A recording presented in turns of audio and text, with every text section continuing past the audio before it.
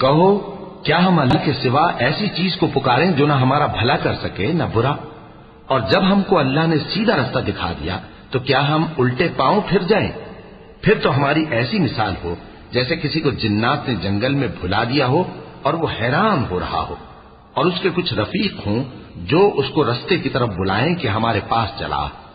کہہ دو کہ رستہ تو وہی ہے جو اللہ نے بتایا ہے، اور ہمیں تو یہ حکم ملا ہے کہ ہم اللہ رب العالمین کے فرما بردار بنیں، اور یہ بھی کہ نماز پڑھتے رہو اور اس سے ڈرتے رہو، اور وہی تو ہے جس کے پاس تم جمع کیے جاؤ گے، اور وہی تو ہے جس نے آسمانوں اور زمین کو تدبیر سے پیدا کیا ہے، اور جس دن وہ فرمائے گا کہ ہو جا تو حشر برپا ہو جائے گا، اس کا ارشاد برحق ہے، اور جس دن سور پھونکا جائے گا اس دن اسی کی بادشاہت ہوگی، وہی پوشیدہ اور ظاہر سب کا جاننے والا ہے، اور وہی دانا ہے، خبردار ہے۔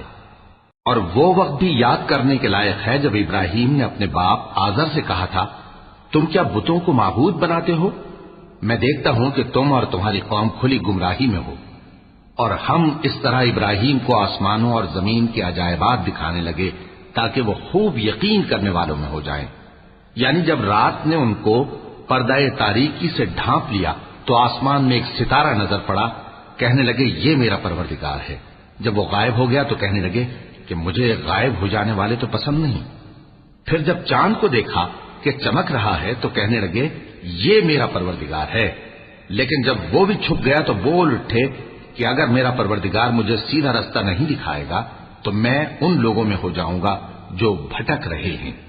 پھر جب سورج کو دیکھا کہ جگمگا رہا ہے تو کہنے لگے میرا پروردگار یہ ہے، یہ سب سے بڑا ہے۔ مگر جب وہ بھی غروب ہو گیا تو کہنے لگے لوگوں، جن چیزوں کو تم اللہ کا شریک بناتے ہو میں ان سے بیزار ہوں۔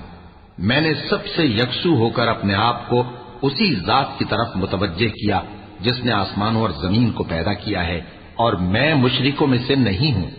اور ان کی قوم ان سے بحث کرنے لگی تو انہوں نے کہا کہ تم مجھ سے اللہ کے بارے میں کیا بحث کرتے ہو؟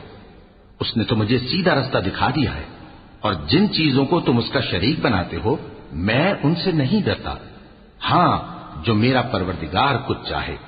میرا پروردگار اپنے علم سے ہر چیز کا احاطہ کیے ہوئے ہے۔ کیا تم خیال نہیں کرتے؟ بھلا میں ان چیزوں سے جن کو تم اللہ کا شریک بناتے ہو کیوں کر ڈروں، جبکہ تم اس بات سے نہیں ڈرتے کہ اللہ کے ساتھ شریک بناتے ہو جس کی اس نے